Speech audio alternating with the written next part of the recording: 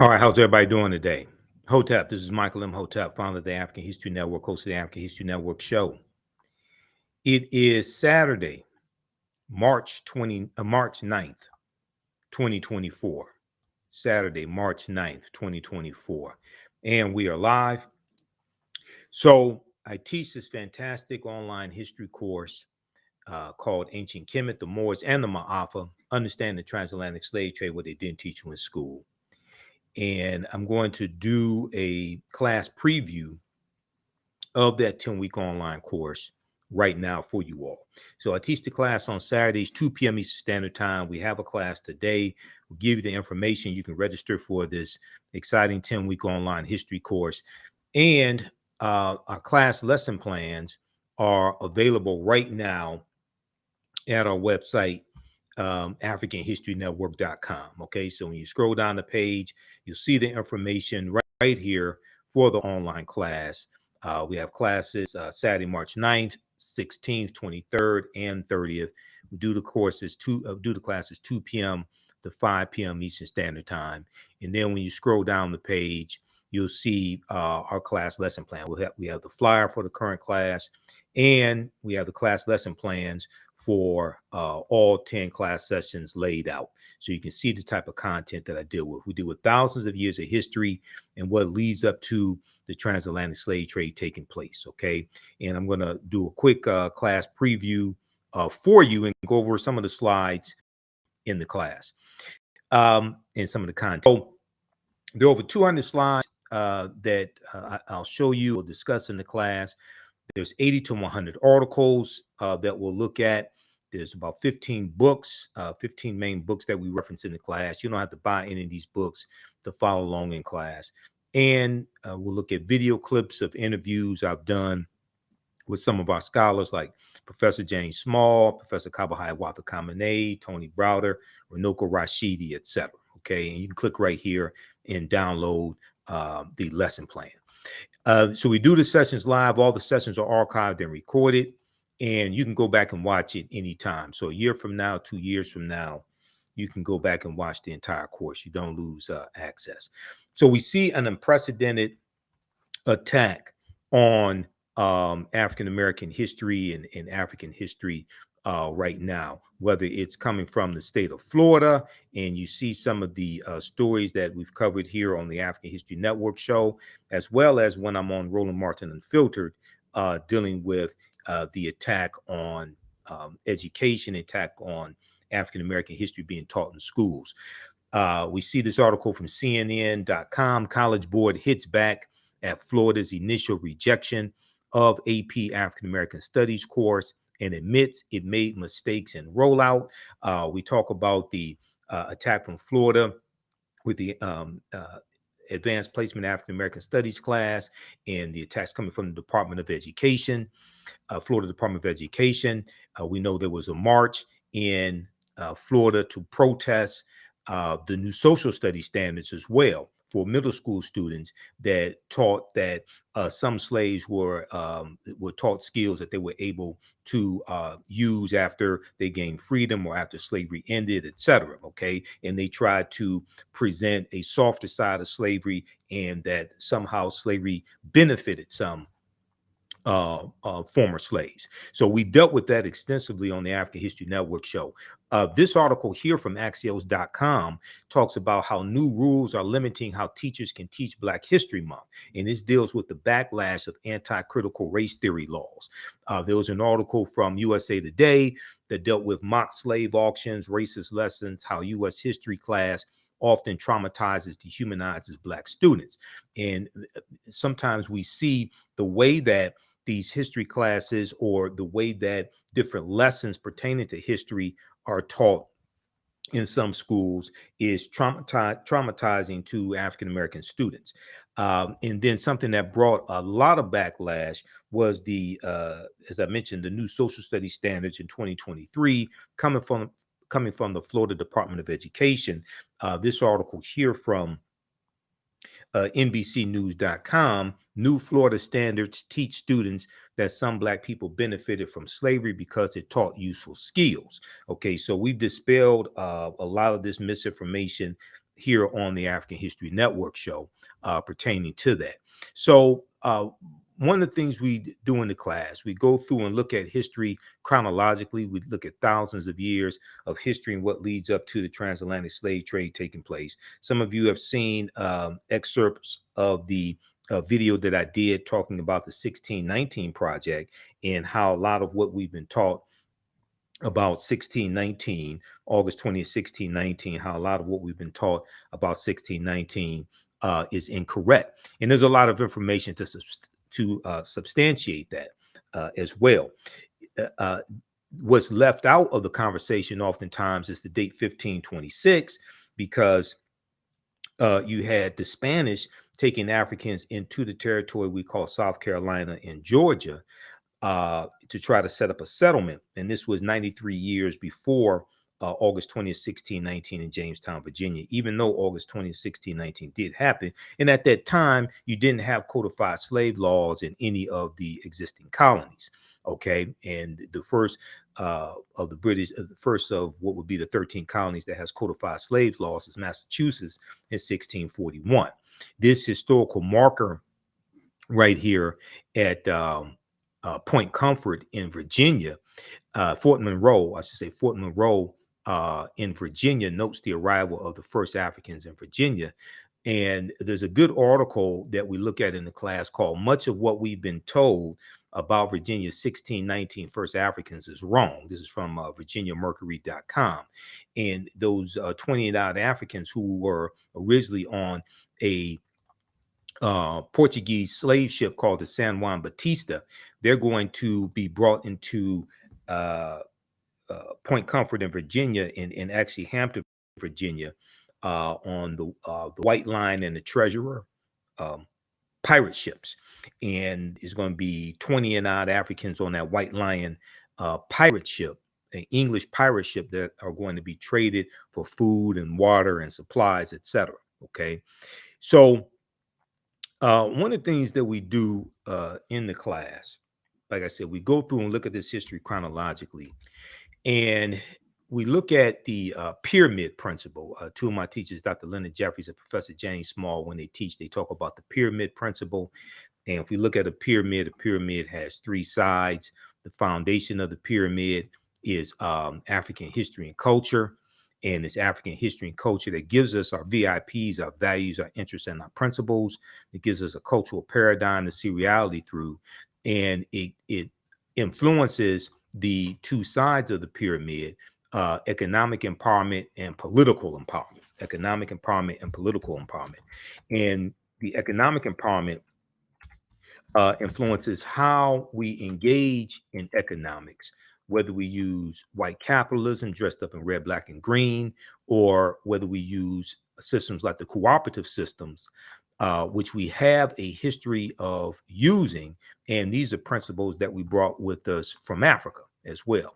So, a lot of times when I do presentations, I have to spend like the first 20 minutes just dispelling myths, dispelling misinformation, because there's so much misinformation floating around out here, even though there's an overabundance of accurate information. Check out this article here from the Washington Post called "Before 1619, There Was 1526. The Mystery of the First Enslaved Africans and What Became the United States." The mystery of the first enslaved Africans and what became the United States. This is from the Washington Post, September 7th, 2019. You know that 2019 was the 400th year anniversary of August 20th, 1619. Now, Spanish explorers brought 100 slaves to a doomed settlement in South Carolina or Georgia within weeks. The subjugated revolted, then vanished. But we also have to understand that African people were the original people of North, Central, and South America. Okay, so we look at work from Dr. David Imhotep, who was a friend of mine, and we know he's an ancestor now. He passed away in 2023, but he wrote the book, "The First Americans Were Africans, Documented Evidence." And it deals with the African presence in America dating back at least 51,700 years, who were the Khoisan. The Khoisan have the oldest DNA on the planet. So we can't start looking at our history in slavery. Okay, we have to deal with thousands of years of history that leads up to the transatlantic slave trade taking place. So when I put together the introduction to this class and is laying out the curriculum for this class, because I put together the curriculum. I've been studying history 32, 33 years now. I said we can't start studying our history in slavery. Even when we study the transatlantic slave trade, which is important to study, we can't start in 1619 or in the 1440s when the Portuguese get involved. We have to understand the history chronologically and deal with the 800-year occupation of Europe by the Africans known as the Moors, who enter into the Iberian Peninsula, today known as Spain and Portugal, from North Africa in 711 AD. So I've been teaching this class on and off since 2007. It has evolved immensely since then, and I'm happy now that I've been able to put the entire class to lay out the course lesson plans ahead of time, and we have that at our website, africanhistorynetwork.com, and you can download and follow along with us in class as we go through each class session. Now, this course not only deals with the transatlantic slave trade, but thousands of years of history that leads up to the transatlantic slave trade taking place. Now, this is extremely important to understand because your level of understanding of politics is directly related to your level of understanding of history. Your level of understanding politics is directly related to your level of understanding of history, especially, I would say, the last 500 years of history, specifically history from 1800 through, say, 1968, 1970, okay, up until today, but especially that critical 168-year period of history, all right? So we deal with that in this course, Ancient Kemet, the Moors, and the Maafa, understanding the transatlantic slave trade. And in the second class that I teach, which is Black resistance movements from the Haitian Revolution, U.S. Civil War, Civil Rights Movement, and Black Power Movement, 1800 to 1968. All right, so you can register for this class. Right now, we teach the class on Saturdays, 2 p.m. Eastern Standard Time. We have a class today, and our next class sessions are Saturday, March 9th, the next one, and we have it here, right here on the homepage of our website. Let's go back to the website. How's everybody doing today? Give us a thumbs up, give us a like, give us a heart on this broadcast. How you like this type of information? We have class sessions coming up Saturday, March 9th, 16th, March 23rd, and March 30th, okay? And they will continue after that as well until this class concludes. And you can click right here on register here to register for this class. It's on sale $80 right now. It's a $130 value. And as soon as you register, you can watch the previous course sessions because they're all on demand, okay?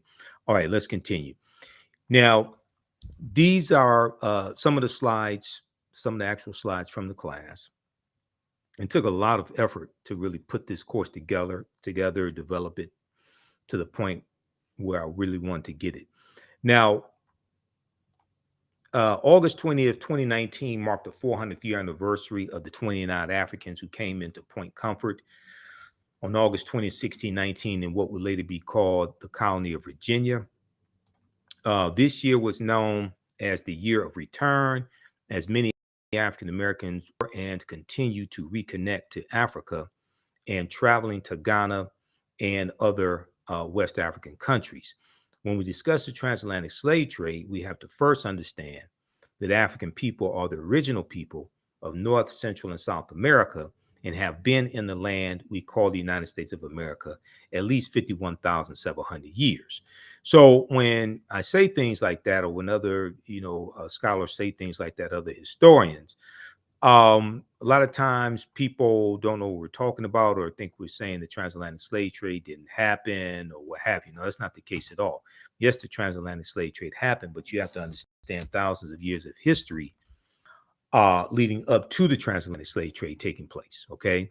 And I realized this, years ago. even before I started teaching this class, I realized we have to deal with this chronology of history.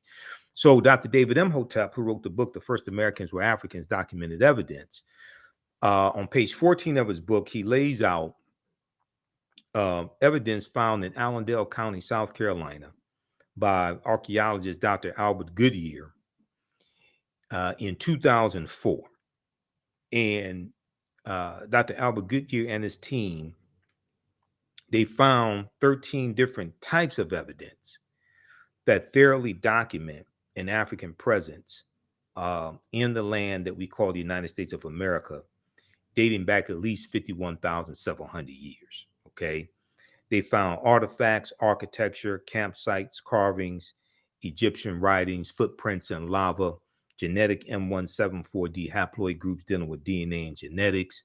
They found linguistics, paintings, skulls, skeletons, structures, and tools. Okay, they found 13 different types of evidence that thoroughly document an African presence here. Now, these Africans were the Khoisan. Okay, this is before Europeans come into existence. Well, let me rephrase that. This would be before any European civilizations, and this would be before Native Americans come into existence. We know we have Africans migrating out of Africa into Europe 50, 60,000 years ago, getting trapped in the Worm Ice Age, WRM, the Worm Ice Age. Okay. If we look here at this article from ScienceDaily.com, new evidence puts man in North America 50,000 years ago. New evidence puts man in North America 50,000 years ago. November 18th, 2004 from ScienceDaily.com. Radiocarbon tests of carbonized plant remains where artifacts were unearthed last May along the Savannah River in Allendale County by University of South Carolina archaeologists Dr. Albert Goodyear indicate that the sediments containing these artifacts are at least 50,000 years old, meaning that humans inhabited North America long before the last ice age. So these humans that they're talking about were the Khoisan. Okay, so who were the Khoisan, right? These are the short-statured Africans, derisively or pejoratively or negatively, derogatorily called Bushmen or Pygmies, right? Now, an October 2012 genetic study published in Science magazine found that the Khoisan in Southern Africa are the oldest ethnic group of modern humans, with their ancestral line originating about 100,000 years ago, with their ancestral line originating about 100,000 years ago. The Khoisan, formerly called by the derogatory term Bushmen, are genetically unique, and no other currently known population had separated so early from our common modern human ancestor, according to the report. Now, here is a picture of a couple of Khoisan women, and there's numerous articles written about the Khoisan as well. And then we see in the Philippines, for instance, in Asia, in the Philippines, we see the original inhabitants of the Philippines are called Negritos, which are the short-statured Africans as well, okay, which are the Khoisan. So these Africans go all around the world, and they're also in the land that we call the United States of America. Today, we call the United States of America. The Khoisan live in mainly Southern Africa in territories spanning Botswana, Namibia, Angola, Zambia, Zimbabwe, and South Africa. They are largely divided into two groups: hunters and gatherers, known as the Sans people, S-A-N-S, and keepers of the livestock, known as the Khoi people. Sara Baartman, also known as Hottentot Venus, was Khoisan. Okay, Sara Baartman, who was dehumanized and paraded around Europe in a freak show, in the early 1800s, and she was portrayed in scantily clad clothing. She had huge buttocks because she had steatopedia. Okay. And it's rumored that it's believed that she also became a prostitute as well. Now, she was sold into slavery. Okay. And she was sexually exploited. And when she died, we know that her genitalia was put on display also. Okay, so this is Sara Baartman, Sara J. Baartman, and I made a when in 2023, when the Essence Music Festival took place, and they aired on Hulu. Okay, on Hulu, the streaming service Hulu, they aired the Essence live. Okay, so Friday, Saturday, and Sunday, 7 p.m. to midnight in prime time, they aired the Essence Music Festival live, the performances. So you got to see, Lauryn Hill and the Fugees perform. You got to see I think Eve performed, but you got to see Trina and Money Long and a number of different artists, right? But Megan Thee Stallion performed that Sunday. Okay, Sunday, and it went into early Monday morning. I think she came on something like 1 a.m. All right. So there was some backlash behind her performance as well as Janelle Monáe's performance. Megan Thee Stallion was really over the top. India Ari put out some statements on Instagram criticizing both of their performances. I don't think India Ari's critique went far enough. Mine went way farther than that. You can check out mine on my Facebook page, the African History Network, and my YouTube channel, Michael Imhotep, Imhotep. But India Ari criticizes Megan Thee Stallion and Janelle Monáe for Sexual Essence Festival performances. So this was an article from okplayer.com. Now, in my critique, and this is the first time we've had these conversations here on the African History Network show, I referenced Dr. Frances Cress Welsing, who I interviewed 3 times on the African History Network show, and she's the author of the ISIS Papers, Keys to the Colors, right? Remember Dr. Welsing, okay? Dr. Welsing said, we're the only people on this entire planet who have been taught to sing and praise our demeanment. I'm a bitch, I'm a hoe, I'm a gangster, I'm a thug, I'm a dog. If you can train people to demean and degrade themselves, you can oppress them forever. You can oppress them forever. You can even program them to kill themselves, and they won't even understand what happened. Okay, so she's absolutely correct. All right, and this is what happens when you have people who've been stripped of their history, culture, language, spiritual systems, folklore, mores, etc. There's a good article on Sara Baartman here. Let's look at something here. This is from bbc.com. And this is one of the articles we use in the class, because this is 80 to 100 articles that we look at, and I'm constantly adding more information. So this piece here from the BBC is called The Significance of Sara Baartman. And I actually did a entire video dealing with Sara Baartman. We did a broadcast dealing with this. The Significance of Sara Baartman. This is from January 7th, 2016. Okay. So here's a sketch of her, Sara J. Baartman. She died December 29th, 1815. 2 centuries ago, Sara Baartman died after years spent in European freak shows. Now rumors over a possible Hollywood film about Baartman's life has sparked controversy.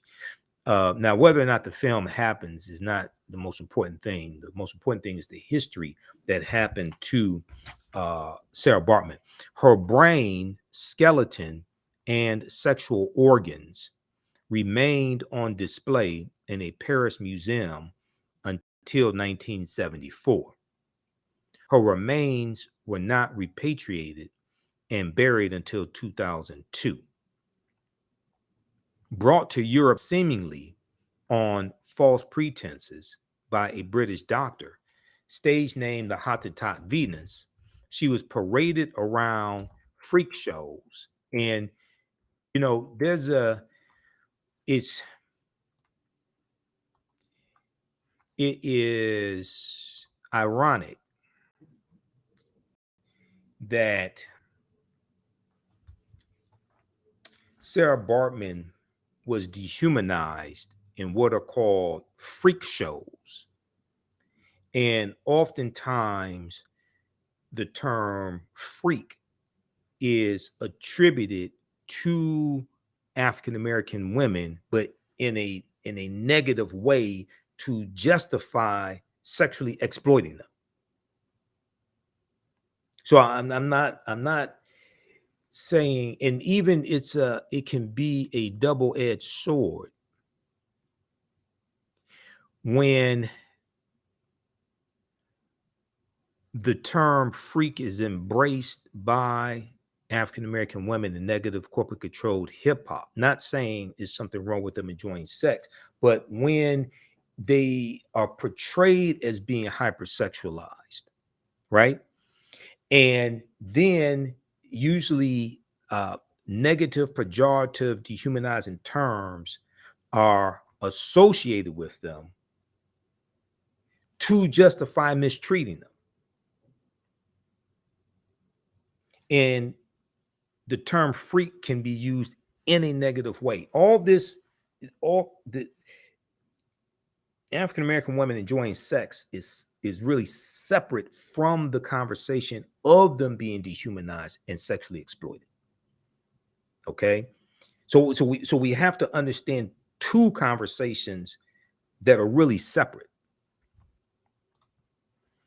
But when you study the history of what happened to Sara Baartman, and then you look at how our sisters are dehumanized in negative corporate controlled hip hop, it's like a 21st century freak show.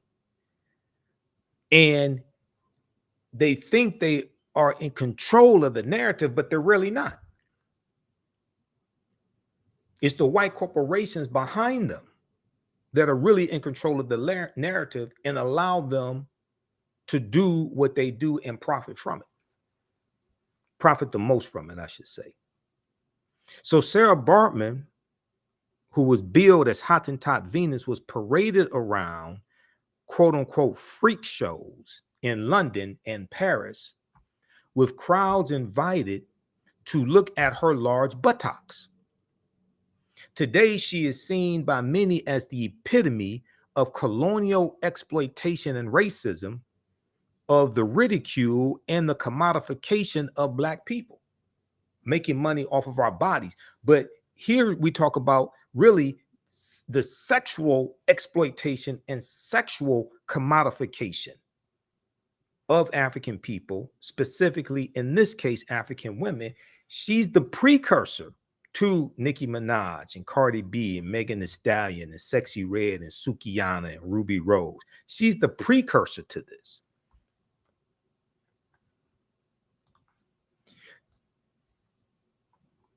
Okay, so if we continue, let's see. Hold on, I'm gonna get past this Beyonce stuff. Sara Baartman's life was one of huge hardship. It is thought she was born in South Africa's Eastern Cape in 1789. Her mother died when she was 2 years old, and her father, a cattle driver, died when she was an adolescent. She entered domestic service in Cape Town, South Africa, after a Dutch colonist murdered Sara Baartman's partner, with whom she had a baby, and the baby died.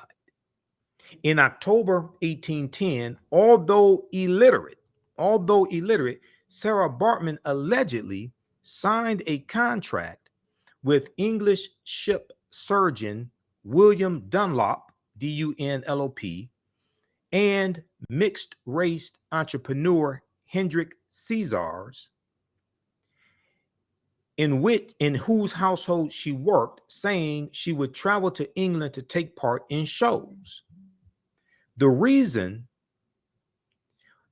was that Sara Baartman, also known as Sara or Sartije, had what was called steatopegia, resulting in extremely protuberant buttocks due to a buildup of fat. She had extremely large buttocks as well as thick thighs, okay?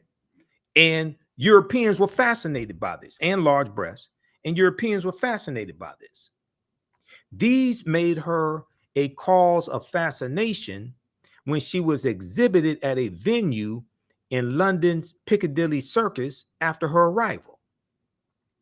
Quote, you have to remember that at the time, it was highly fashionable and desirable for women to have large bottoms, so lots of people envied what she had naturally without having to accentuate her figure, says Rachel Holmes, author of The Hottentot Venus, The Life and Death of Sartije Baartman. Okay. On stage, she wore skin-tight, flesh-colored clothing. Skin-tight, flesh-colored clothing, as well as beads and feathers, and smoked a pipe.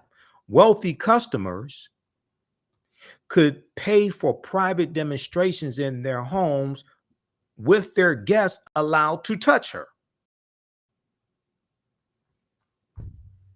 The rest of this, we talk about Sara Baartman in the class, okay, and then also somewhat in the second class that I teach, because the second class deals with history from 1800 to about 1970. The significance of Sara Baartman. Now, I think it was last week in class we talked about. It was last week or the week before we talked about Sara Baartman in class, and I dealt with something that we talked about on the African History Network show before. And I don't know how many people saw this or remember this, but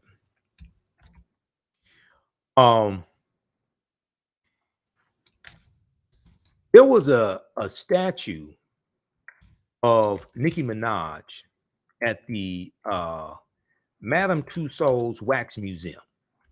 Okay, Madame Tussauds Wax Museum. And there were a few articles written about this, and one article was written when about the Wax Museum in I think it was in Europe, and then one the Wax Museum in Las Vegas, if I remember correctly, because there are a few different articles written a few years apart on this. The statue shows her bent over, and it is a scene taken from the Anaconda video. The Anaconda video from Nicki Minaj, viewed over 100 million times on YouTube. And I'm going to try to pull this up here because some of these articles they took down. Madame Tussauds, Las Vegas. Okay, this is some of the articles that were out. They took down, but I was able to still find some of these. Let's see here. But what happened was some patrons going to see the exhibit were sexually abusing the wax statue. Okay, some of them were sexually abusing the wax statue to the point where they were humping the statue. You had, and I saw pictures of this in different articles that came out at the time, right? They were humping the statue, throwing money at it like she's a stripper. Like, let's see, let's go to some of these pictures here quickly. like this one right here.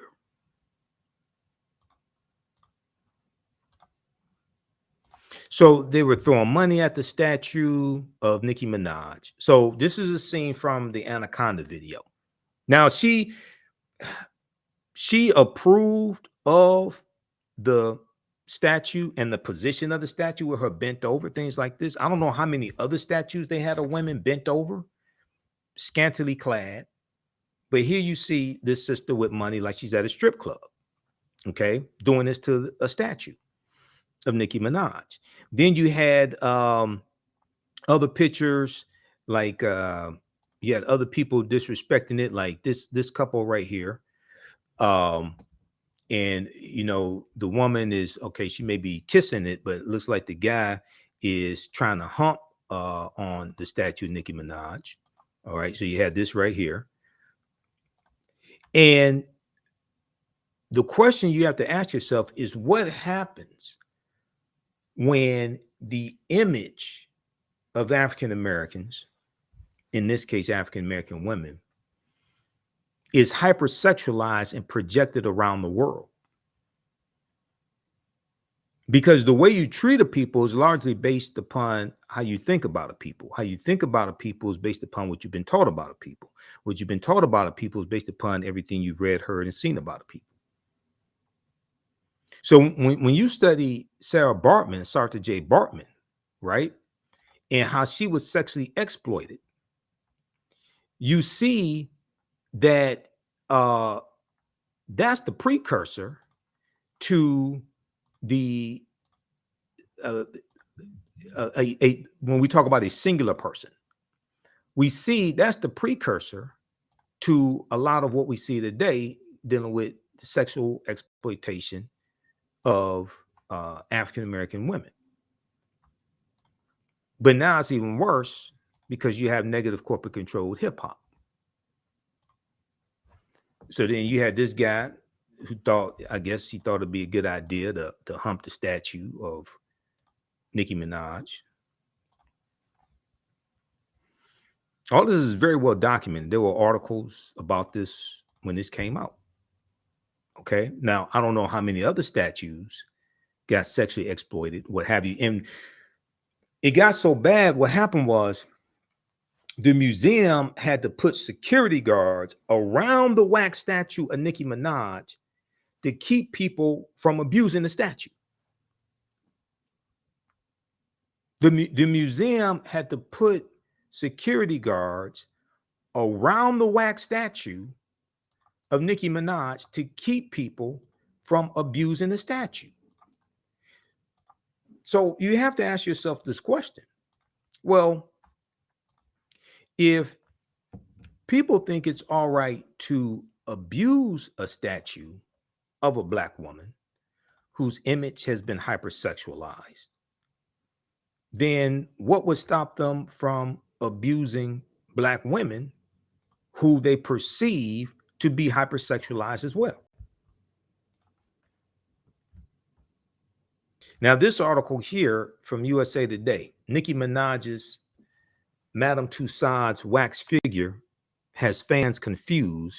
Does Google not exist? Now, this is a later article. This is from January 8th, 2020.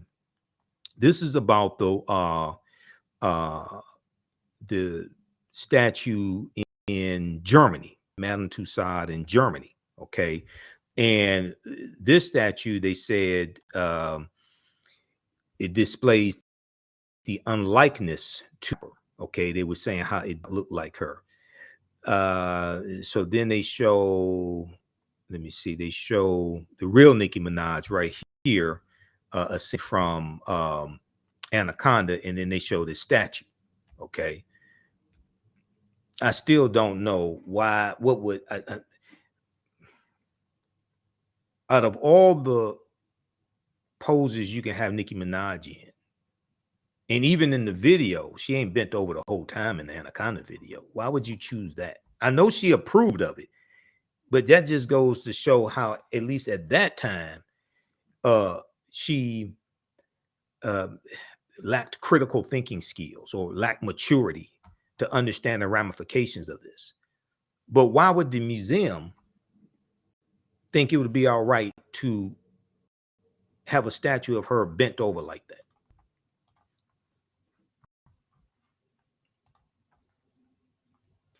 Okay, so we take you throughout history. How's everybody doing? Give us a thumbs up, give us a like, give us a heart on this broadcast.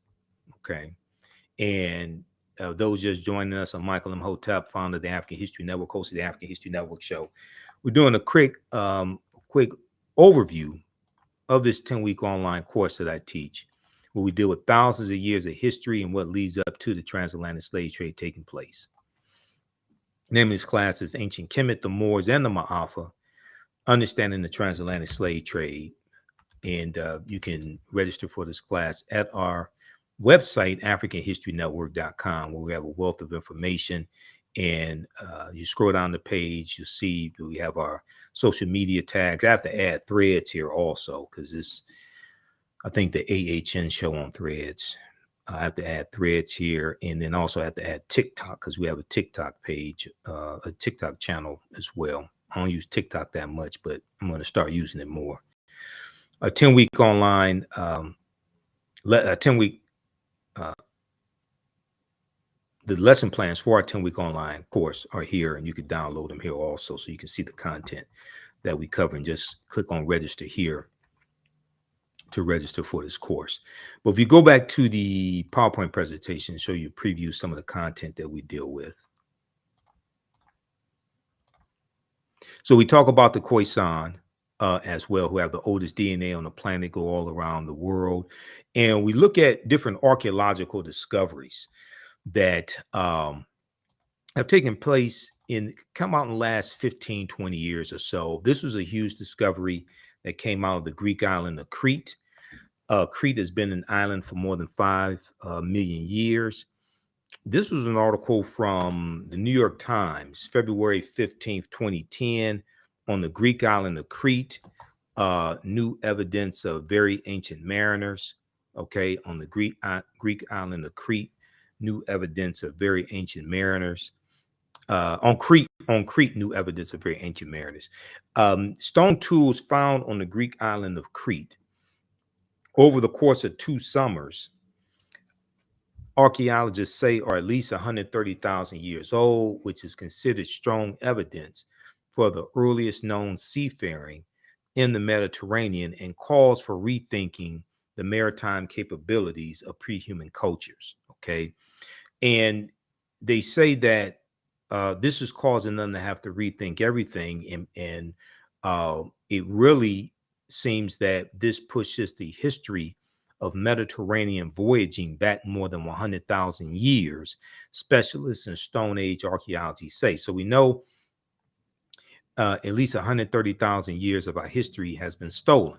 Okay. We look at the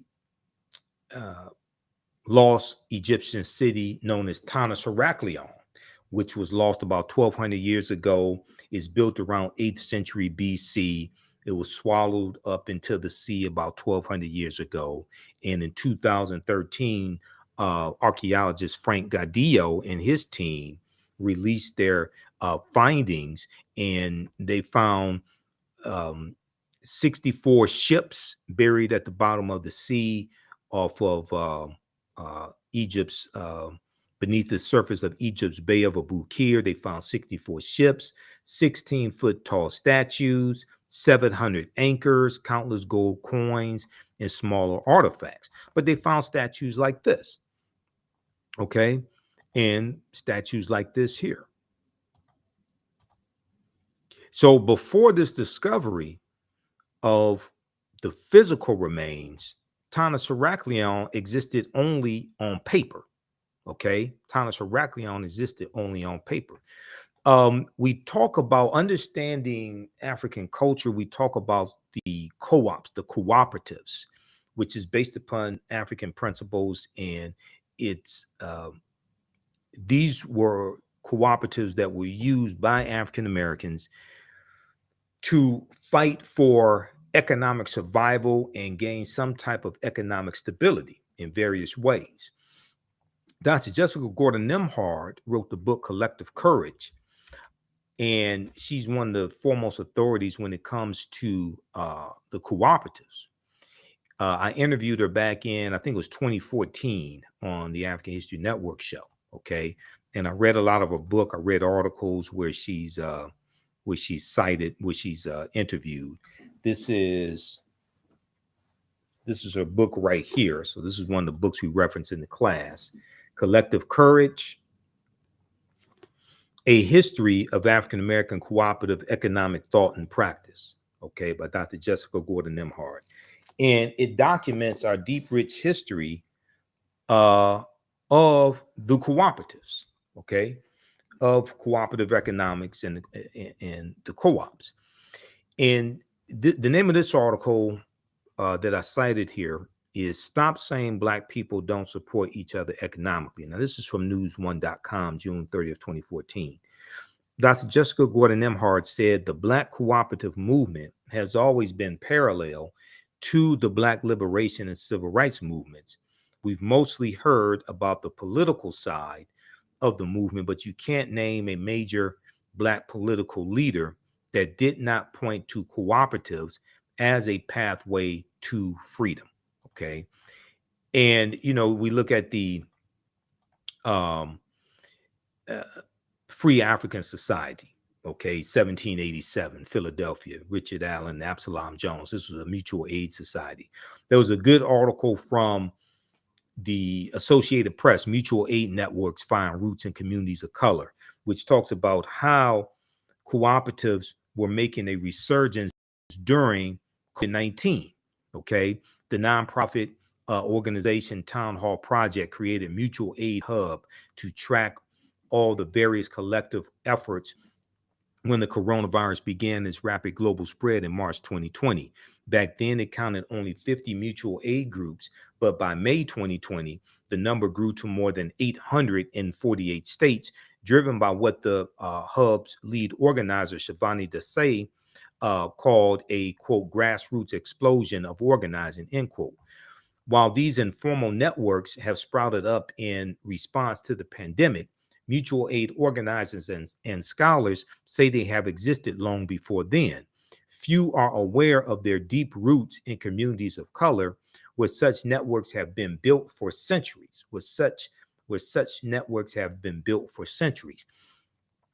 Quote, the concept of cooperating and pooling resources within a community is rooted in communities of color, end quote, said Margot Dalal, D-A-L-A-L, executive director of Detroit Community Wealth Fund and an Indian American woman.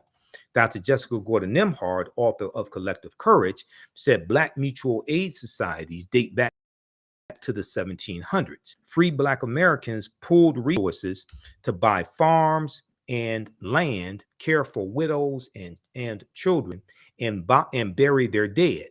Many started credit unions when banks would not serve them. Sociologist and civil rights leader Dr. W.B. Du Bois wrote about enslaved African Americans pooling money to buy each other's freedom. Okay, wrote about enslaved African Americans pooling money to buy each other's freedom. So we have that in our history. Okay, and these are concepts that we brought with us from Africa, the whole cooperative concept. The African Union Society in Rhode Island was established in 1780 as the first Black mutual aid society on record, Dr. Jessica Gordon Nimhard said. The second was the Free African Society, which was founded in 1787 to provide aid to freed slaves who were denied resources by white institutions. One of the most famous examples of mutual aid are the Black Panther survival programs from the late 1960s, through which members distributed shoes, transported elders to grocery stores, offered breakfast programs, and more. In many major cities, more than half of the African American population were part of at least one mutual aid society by the 1800s. Well over half of the societies Dr. Jessica Gordon Nimhard has researched were started and ran by Black women who continue to be vital in mutual aid networks. Dr. Nemhard said she believes mutual aid is part of the history of all communities, but especially of communities of color that face obstacles accessing resources. Okay, so check out this article. abcnews.com had a version of the story, but it was originally from the Associated Press, apnews.com. Mutual aid and co-ops are a way for groups that have faced discrimination to have some level of economic stability.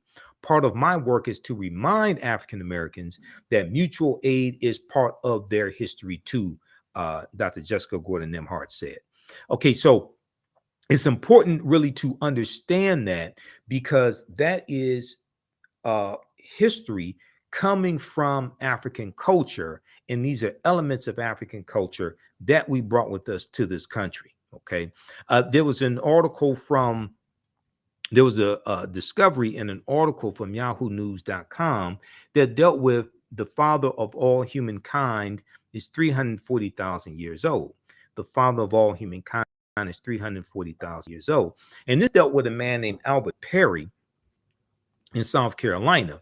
And when Albert Perry died, his family got his DNA analyzed, and they found that his Y chromosome, which is handed down from father to son to father to son, they found out his Y chromosome dates back to an ancestor 338,000 years ago. Okay.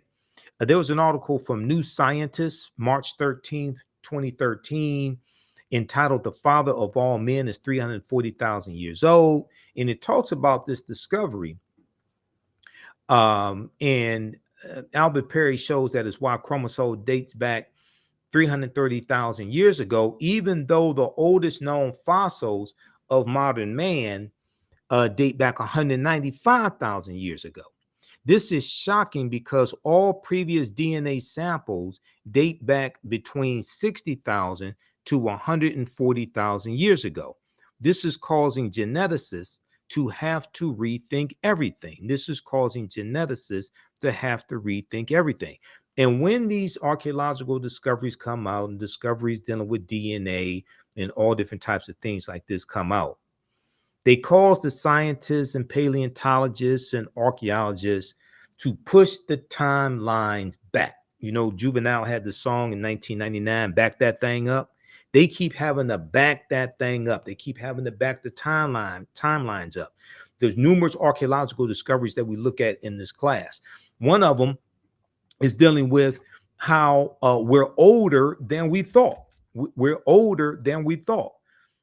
New find pushes human origin back 100,000 years ago. Now, this is not from a conspiracy theory website. This is from NBCnews.com, June 7th, 2017. All the mainstream media outlets had articles about this discovery when it came out. And this deals with the discovery found in Morocco. Okay. And it deals with Homo sapiens. Okay.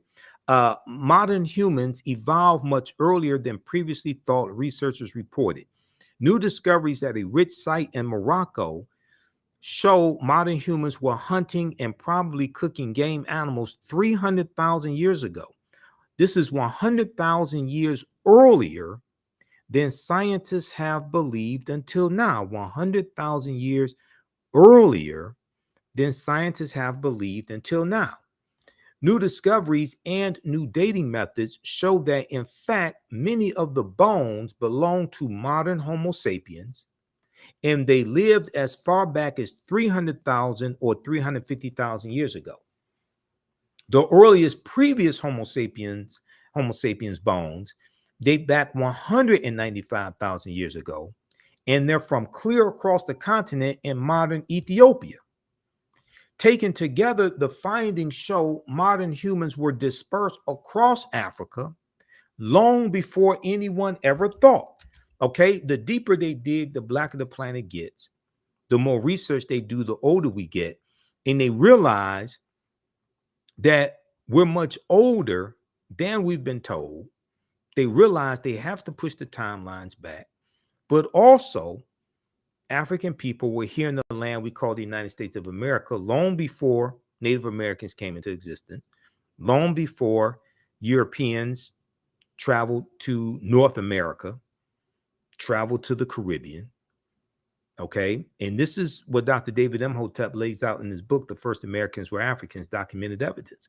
When we look at the African presence in Asia, the earliest modern human, Homo sapiens sapiens, populations of Asia were also of African birth.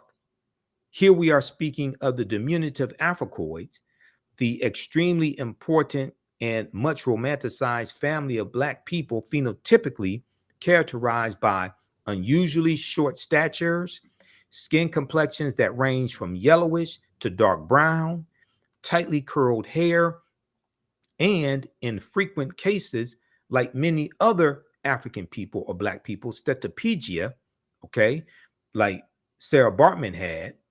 They are probably more familiar to us by such pejorative terms as pygmies, negritos, and negrilos. Similar peoples who live today in Southern Africa have been titled Bushmen. More accurate names for these latter people are San, translated as original inhabitants. Okay, so we see Africans throughout Asia, and when we look at the first inhabitants of the Philippines, right? These are the Negritos, the short-statured Africans. There's an article from face-to-faceafrica.com. And let me see if I can pull this up here.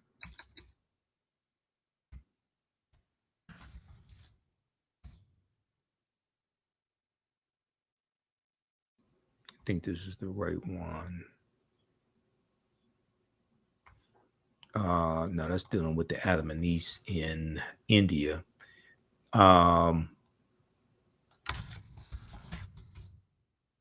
See what the name of that one, dealing with the Philippines. Oh, yeah, these native Africans, I think this is it right here. These native Africans were the original inhabitants of the Philippines. So this is from face-to-faceafrica.com.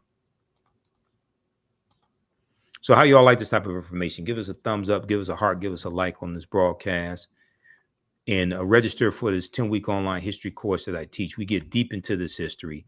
And like I said, all the sessions, we do them live, but they're all archived and recorded, so you can go back and watch them anytime.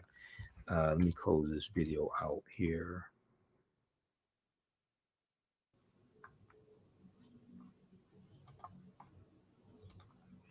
Okay, these Native Africans were the original inhabitants. These Native Africans were the original inhabitants of the Philippines. Now, this is from October 26, 2018, this article, face-to-faceafrica.com. The Aeta, A-E-T-A, or Acta, A-G-T-A people are the indigenous black-skinned people who inhabit the remote and mountainous regions of Luzon, L-U-Z-O-N, Luzon, Philippines. The Eta are under the bracket of Austronesians, groups in Southeast Asia and East Africa that speak languages belonging to the Austronesian language family. Austronesians also reside in South Africa, Suriname, Mauritius, and some portions of the Andaman, okay, the Andaman Islands, like the Sentinelese. The Eta are also considered to be Negritos, name given to them by Spanish conquerors.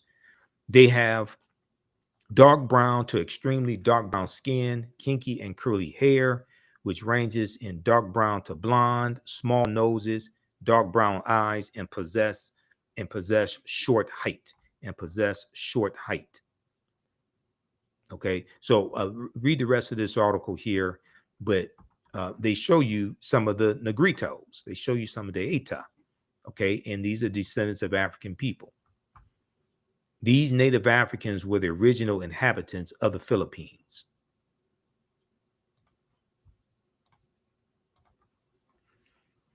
All right, so we have the link here to register for this class. It's in the thread of the broadcast.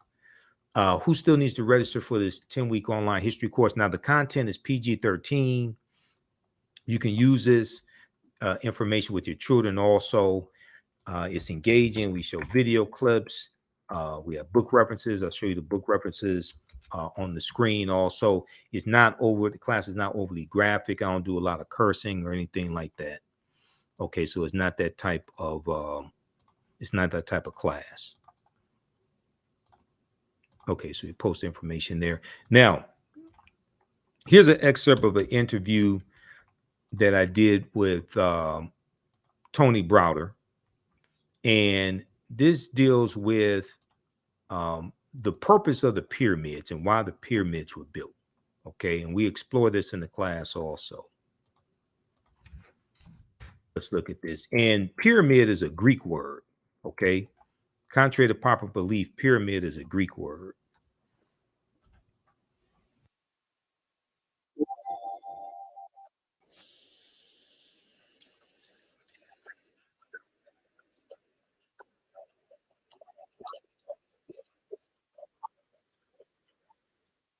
So most of the names of African places and things and people have been changed by non-African people. So if you don't know the original names, you'll never be able to understand the history, the culture, the science, the philosophy, and the concepts as they were originally created. Let me give you one example of that.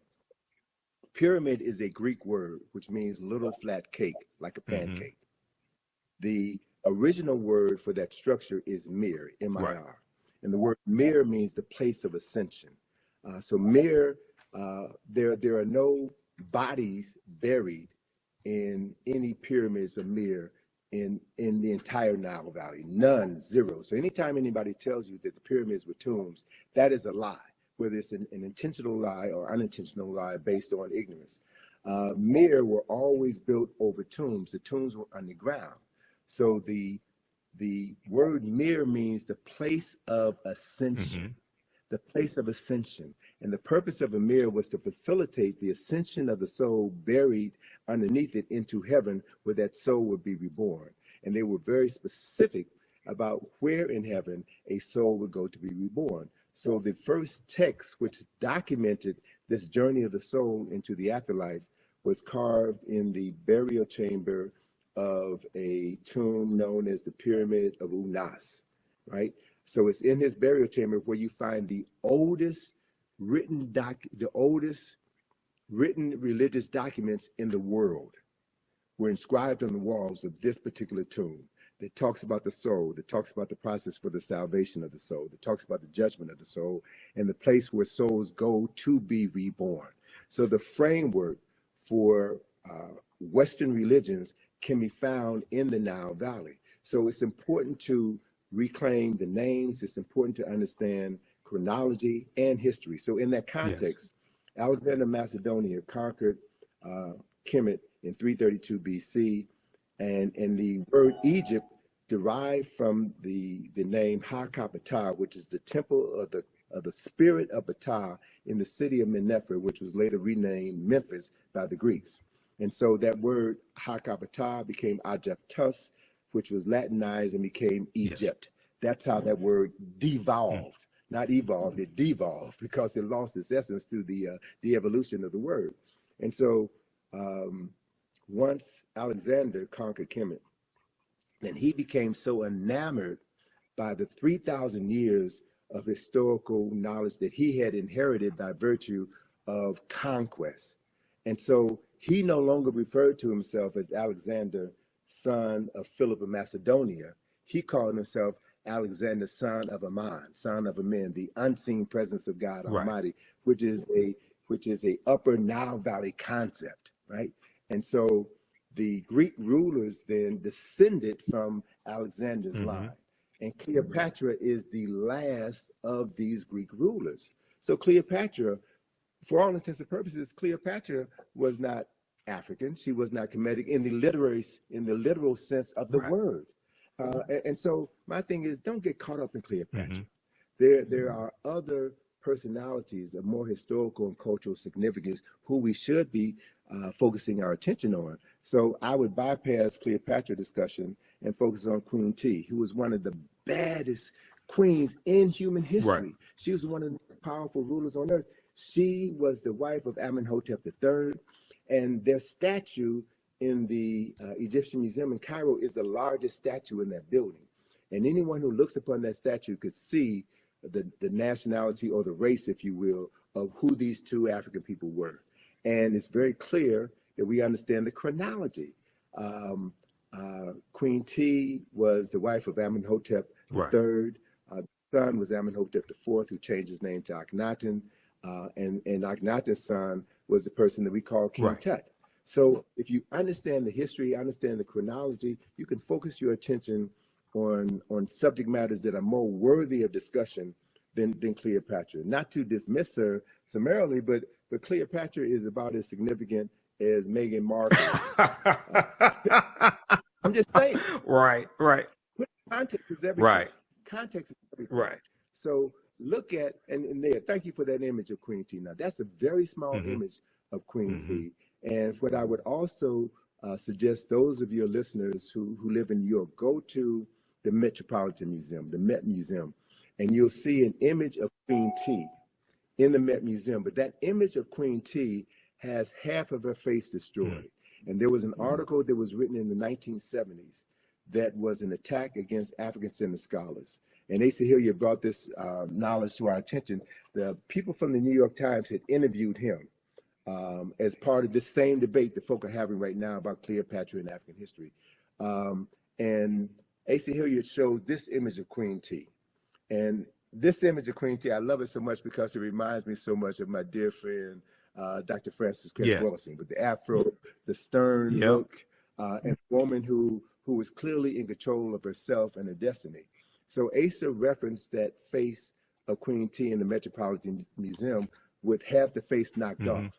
So they had an opportunity, the New York Times had an opportunity to tell the truth, but they chose not to. Right. And so these are the games that we're playing with. And we have to, be very careful about who we get our information from. We should read everything, but read everything with a critical eye so that you can discern when someone is being deceptive. You can discern when you're being immersed into aspects of the truth so that you can ground yourself on the truth and not be led astray by arguments or false narratives that is designed to neutralize your strength, your power, and to waste time. Yes. We really don't have any time to waste. Yeah, absolutely. All right, so that is that's an excerpt of a fantastic interview I did with Tony Browder back in April 2023. And in this 10-week online course, I show you excerpts of different interviews. One of the things we do, we look at some excerpts of different interviews that I've done with some of the scholars, because I've been doing the African History Network show for 14 years. March 10th, 2024 will be our 14th year anniversary of me broadcasting the African History Network show. It's been 14 years. It started March 10th, 2010. Okay, so I have tons of interviews I've done, tons of videos. It's a lot of information I have. So we cover some of that in the class. Now, going back to the PowerPoint presentation quickly here, then we're going to get out of here. How you all like this type of information? Okay, and you can post your comments here. We look at some different African civilizations. We look at Abyssinia and Nubia or Ta-Nehisi, ancient Kemet. We look at, Ghana, Songhai, Mali. But we look at civilizations that Europeans try to claim as their own. And Nubia is one of them, okay, which existed from 4500 BCE before the Common Era to 500 Common Era AD. And Nubia is basically the mother of ancient Kemet, ancient Egypt. Ancient Nubia, also known as Kush, Kush, was a region along the Nile River located in northern Sudan and southern Egypt. So today, what is the northern portion of Sudan and the southern portion of Egypt was the area that was that was ancient Nubia. Okay, that region that was ancient Nubia, or the region of Kush. It was home to some of Africa's earliest kingdoms, Known for rich deposits of gold, Nubia was a major trading port for luxury goods that came from sub-Saharan Africa, such as incense, ivory, and ebony. The first monarchy of recorded history was established in Nubia. The Nubians were also known for their exceptional archery skills that provided the military strength for their rulers. Kings of Nubia ultimately conquered and ruled Egypt for almost a century.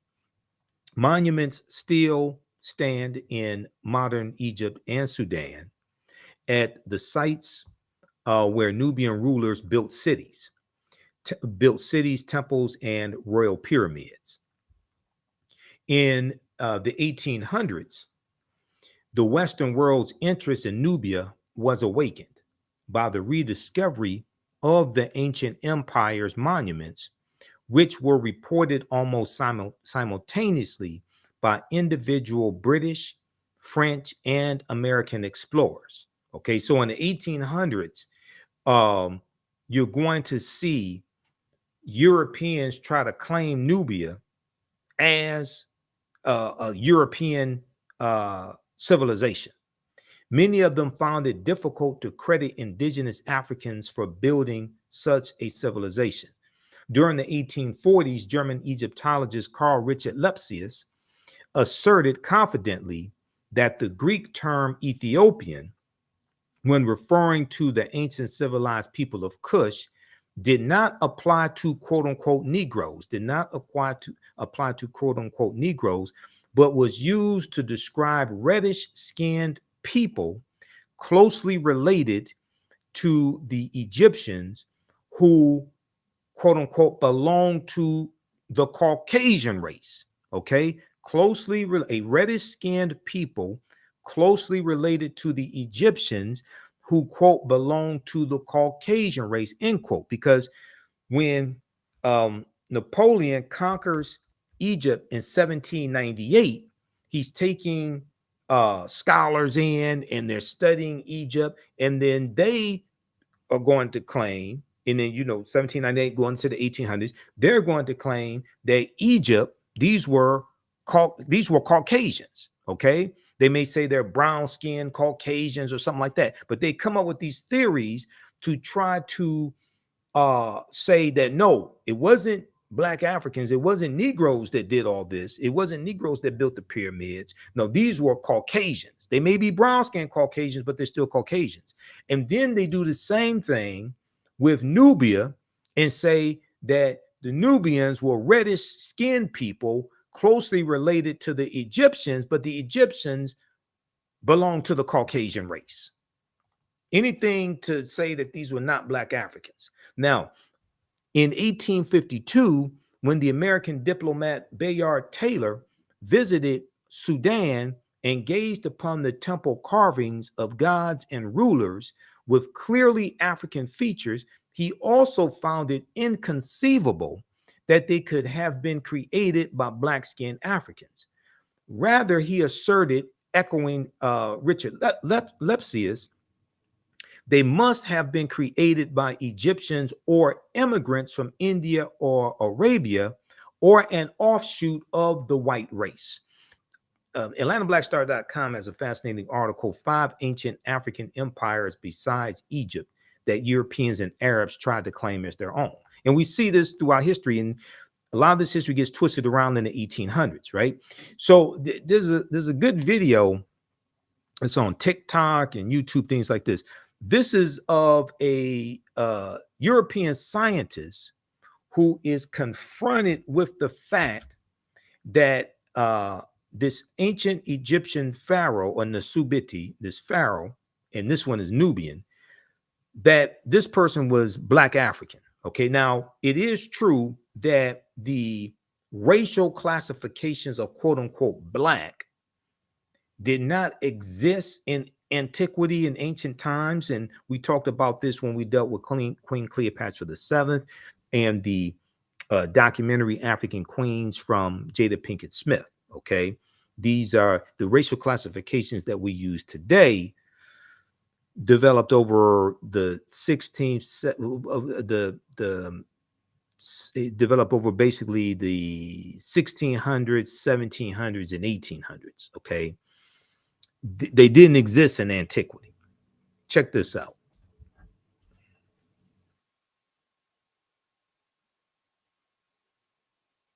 But the CT scan has one more surprise for Alejandro: Shemai's ethnicity.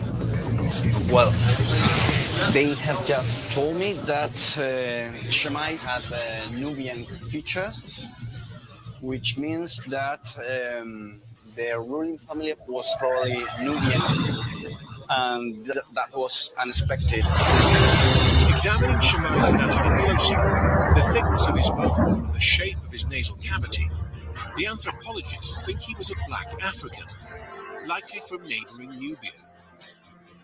A huge revelation that challenges the prevailing image of the Egyptian ruling class. We always heard the ancient Egyptian elites were Mediterranean type, and in this sense, Shemai is representing the society of the frontier, in which different ethnic groups were mixed. At the end, it doesn't matter the color of your skin. Shemai was The archaeologist in the video is Alejandro Jimenez Serrano. He and his team found a tomb on the western bank of the Nile, opposite Aswan. And as you might have heard, the mummy was called Shemai. So who was Shemai? Not much is known about him, but the little that we know is that he was an ancient Egyptian official who... All right. So what happens is that the scientists, had a head-on collision with the truth, and it's it's things like this turn the archaeological world upside down. They cause the scientists to have to confront the truth that these were Black African people. These weren't brown-skinned Caucasians or anything like that, right? It causes them to have to confront the truth. We talk about the Olmecs in Mexico, and we cite some information from Dr. David Imhotep, the first Americans were Africans, who deals with the Mandinka Egyptian Olmec connection on page 82 of his book. We talk about Abubakari II traveling to the Americas as well in 1311 AD. 1311 AD, Common Era. We also look at there was another lost city of Egypt called Dazzling Aten, which in the last few years we learned about that lost city as well. Pharaoh Unas, Nusubiti Unas of the fifth dynasty. He has in his pyramid, you have the what would be called the pyramid texts, and these are like the oldest spiritual writings in recorded history. They're in the pyramid of Unas, of the fifth dynasty.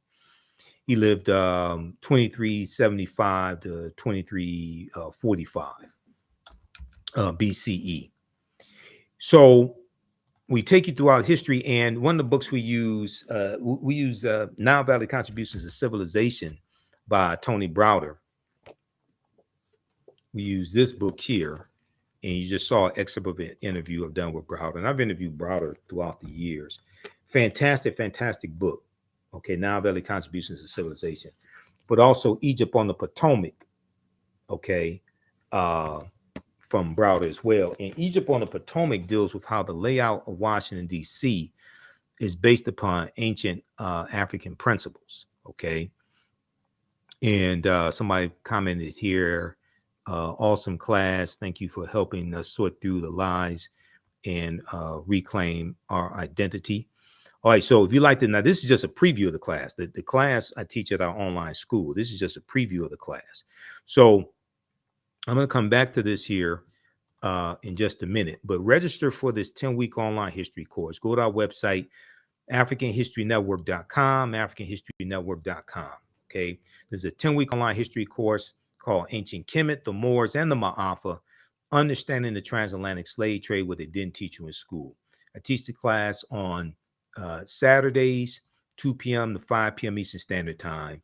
Our next classes are Saturday, March 9th, Saturday, March 16th, March 23rd, and March 30th. Okay, and then we have a few more classes after that. The class is on sale, $80, regularly $130. We do the sessions live. All the sessions are archived and recorded. You can go back and watch this anytime. So even after the course is over with, you can go back and watch the entire class, okay? And we instead of 10 sessions, we're going to do at least 11, possibly 12.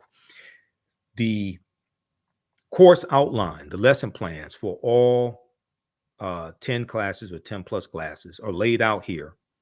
And I'll go through and update it periodically because we add a few additional subjects. But we take you through our history. We deal with thousands of years of history and what leads up to the transatlantic slave trade taking place. So we deal with archaeological discovery that have come out in the last 10, 20. So we deal with Egypt on the Potomac and how the layout of Washington, D.C. is based upon ancient African principles coming out of ancient Kemet, ancient Egypt. Kemet, one of the original names for Egypt, meaning land of the blacks. We look at the African origins of Star Wars and the Saurian drama. There's an excerpt of an interview that I did with Professor Kaba Hiawatha Kamene, where we look at this information. We look at the Hannibal Barca and the Punic Wars, okay? And especially the Battle of Cannae, 216 BC. We look at Hannibal crossing the Alps, crossing the Pyrenees, 219 BC, but the Battle of Cannae, 216 BC. The Battle of Zama, 202 BC, where Hannibal Barca is defeated by Publius Cornelius Scipio. And Publius Cornelius Scipio takes the surname Africanus after he defeats Hannibal Barca at the Battle of Zama in 202 BC. Africa is not named after a Roman general. The Roman general took the surname Africanus after he defeated Hannibal Barca. And we know that Africanus is Latin, meaning belonging to Africa. It's Latin, meaning belonging to Africa. We look at the 800-year occupation of the Europes, of the Africans known as the Moors, who take the teachings from the Nile Valley region of Africa into Europe. And this is going to bring Europe out of the Dark Ages. Okay, and we see the rise of Spanish conquest. We look at Christopher Columbus, and Columbus is essential to the expansion of the transatlantic slave trade and the exploitation of indigenous people and the exploitation of African people also. Okay, so we go through and look at this history chronologically. We also look at the fake Willi Lynch letter 1712. Willi Lynch never historically existed. I wish we would just throw the Willi Lynch letter in the garbage can where it belongs. It's ahistorical. There are words in the Willi Lynch letter that didn't even exist in the early 1700s. Okay, the sentence structure, the syntax is not what they is not coming from England. That's a 20th century sentence structure, and their words from the 20th century, from the industrial and the automotive industry, things like that, that are in that letter. That was written about 1970 by Dr. Kwabena Ashanti, who's come out and admitted he wrote the Willi Lynch letter, and is Professor Manu Ampim, who I'll be interviewing later this month, who exposed Dr. Kwabena Ashanti as the author of the Willi Lynch letter. It's a fraud. Dr. Kwabena Ashanti meant well, but I think it's done more harm than good. Okay, so you can register for that course at our website, AfricanHistoryNetwork.com. All right, let's continue here. And I posted the information here in the thread of the broadcast as well. You can also email us through the website if you have any questions. Right here where it says contact the African History Network, you can email us through the website right there. You can email us also, okay? And if you want to support us through PayPal or Cash App, let's see, we have a preview of the class here, and we have information for the African History Network show, Sundays, 9 p.m. to 11 p.m. Eastern Standard Time. broadcasts on my social media platforms. And we have our audio podcast on iHeartRadio, iTunes, Castbox, FM Player, TuneIn. It's about 9 different audio podcast platforms. Okay. And you can support us also through PayPal and Cash App right here. $ the AHN show through Cash App, $ the AHN app. Click on the link here. Takes you to our Cash App QR code. And I had to create this graphic because some people set up fake African History Network Cash App accounts. So these other ones out here are fake ones. Our tag is $ the AHN show, SHOW. And it may show my picture when you go to it also. But we have, click here on the link. We have the actual QR code. And this is our, you can support us through PayPal also, paypal.me/the AHN show. All right, let's go back to the slideshow very quickly here, and then we're going to have to get out of here. But the layout of Washington, D.C. is based upon the layout of ancient Kemet, ancient Egypt. And we know when we look at the Tekken is a ancient African symbol that deals with the resurrection of the African king Asar. We talk about Asar, Aset, and Heru, the first Holy Trinity, who the Greeks called Osiris, Isis, and Horus. And it deals with the mythology of Asar, cut up into 14 pieces by his brother Set. And it was his wife who found 13 of the pieces, put them back together. And it just deals with, it took her 70 days to do this. And this is why the mummification process takes 70 days. But the last piece, the phallus, was eaten in one version of the story by the Nile catfish. So she erected a Tekken, which the Greeks call an obelisk, which deals with the resurrection of Asar. But you have Tekkenu plural, that have been taken from Kemet, from Egypt, to other places in the world, like London, England, Paris, France, and New York City. There's a good article from face-to-faceafrica.com called Cleopatra's Needle, How 3 Ancient Egyptian Obelisks Ended Up in New York City, London, and Paris. And an excerpt from the article says ancient Egyptians called obelisks Tekkenu, and they were also used to tell the time in the past. Their pinnacles were basically covered in gold to reflect the sunlight. Historians say that obelisks represented immortality and eternity, and their long structure helped connect the heavens and the earth. Currently, Cleopatra's Needle is the name given to 3 ancient Egyptian obelisks, one in New York City, one in London, England, and one in Paris, France. However, they do not all come from one Egyptian site. Okay, the obelisks in New York and London are carved out of red granite from the quarries of Aswan, a major source of stone for Egyptian antiquities. The 2 obelisks were commissioned by Pharaoh or Nasubiti Thutmose III for the Temple of the Sun in Heliopolis near modern-day Cairo, with each weighing about 224 tons and standing 68 feet tall. So we know that in the story, Heru is born of a virgin birth to the mother Aset, who's the wife of Asar or Osiris. And Aset means she of throne, or she is throne. Okay, and she was the first queen of Kemet or Egypt. There were approximately 1,200 Tekkenu built in Kemet in ancient times. Okay, and with the different Neteru,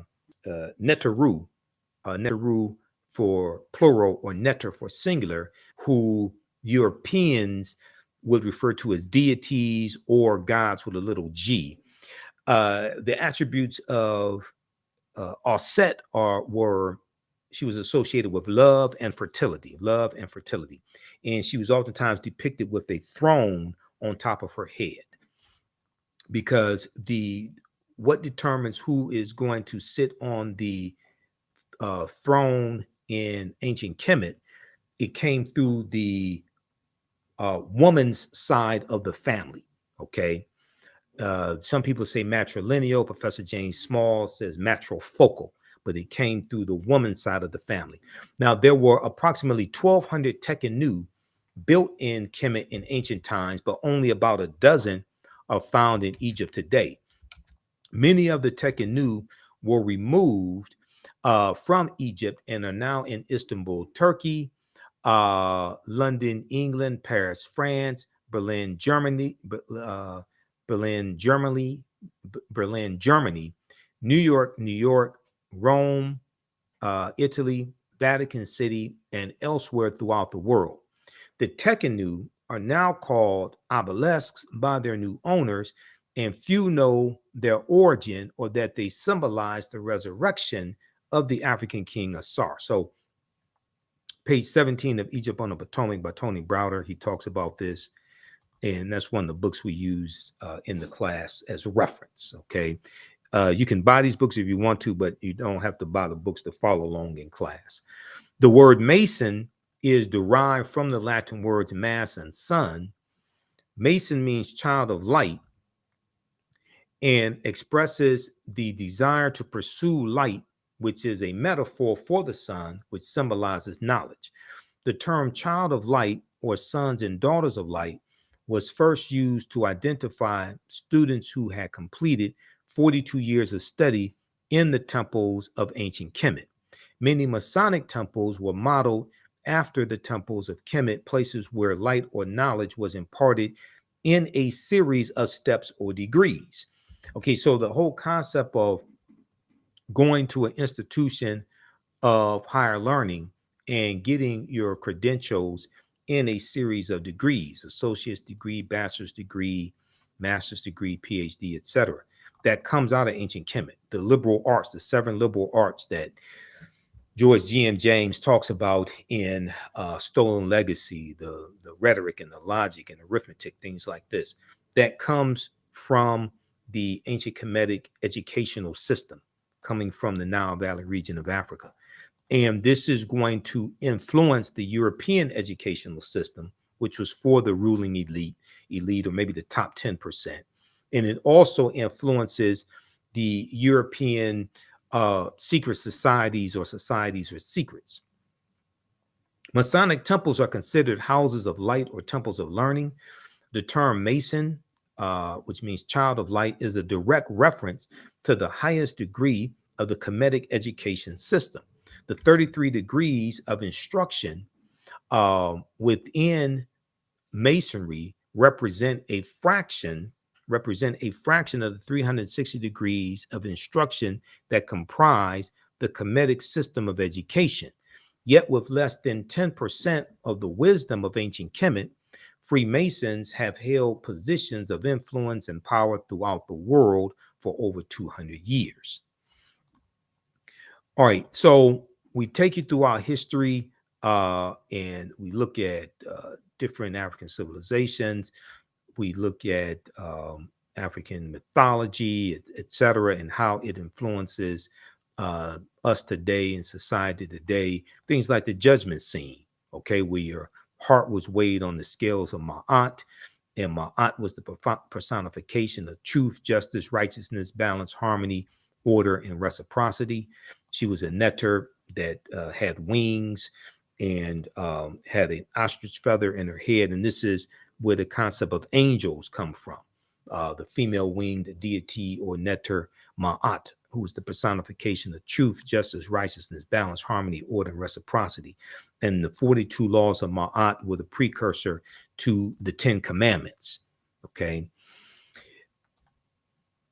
So then we look at the 800-year occupation of Europe by Africans known as the Moors. We'll look at things like Sinterklaas, which is the precursor, with Sinterklaas coming from the Dutch, is the precursor of Santa Claus, and Sinterklaas means Saint Nicholas in Dutch. But Sinterklaas had a sidekick named Zwarte Piet, Black Pete, who was a Moor.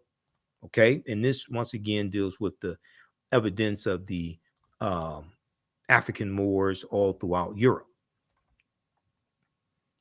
We deal with things with like, why is Christmas celebrated on the 25th? Now, this may go outside the circumference of some people's awareness, but nowhere in the biblical text does it state that December 25th, that Yeshua or Jesus the Christ was born on December 25th. But this deals with the rebirth of the Son, not the S-O-N, but the S-U-N. There was a book that I bought back in 2011 from the American Bible Society. I saw this at CVS Pharmacy here in Detroit, and it was called the life of Christ, the life of Christ, rediscovering how his life, death, and resurrection changed the world. And on page 55, they asked the question, why December 25th? Why December 25th? And it says, in Christianity's early years, people debated when Jesus' birthday should be celebrated. Some Christians were against observing it at all, as they did not want Yeshua or Jesus compared to Pharaoh and Herod, whose birthdays were commemorated. But in the 4th century AD, Common Era, Pope Julius I made it official Christ's birth would be celebrated on December 25th. Now, December 25th was also considered the birthday of the Son, the S-U-N, okay, the Son of God, the S-U-N. Using the technology available at the time, ancient astronomers observed that on December 25th, the days started getting longer again. They recognized the date as the winter solstice, which occurs on December 20th or December 21st. Usually it could be December 22nd, early in the morning on December 22nd. The winter solstice is when the sun moves into its lowest point in its 365 and 1/4 day journey. It moves into its lowest point. It moves into the constellation of Capricorn, and on the winter solstice, so you have December 20th, December 21st. Then the sun is said to stand still or be dead for 3 days, December 22nd, 23rd, 24th. On December 25th, the sun moves 1 degree northward, and you have an increase in the amount of sunlight each day starting on December 25th. So in ancient times, December 25th was known as the birthday of the Son of God, not the S-O-N, but the S-U-N, or the rebirth of the Son. The Romans celebrated the birthday of the deity or god Sol Invictus. The prefix Sol, S-O-N, means sun, S-U-N. Sol Invictus, which means unconquered sun. They celebrated the birthday of the deity Sol Invictus, unconquered sun, on December 25th, or what would be the equivalent to December 25th on that calendar at the time. This is before the Gregorian calendar was introduced about 1582 by Pope Gregory XIII. The day was also recognized as the birthday of Mithra, the sun deity of the ancient Persians, and also as the birthday of Attis, an agricultural god worshipped in Asia Minor. By choosing December 25th, the church avoided upsetting the masses.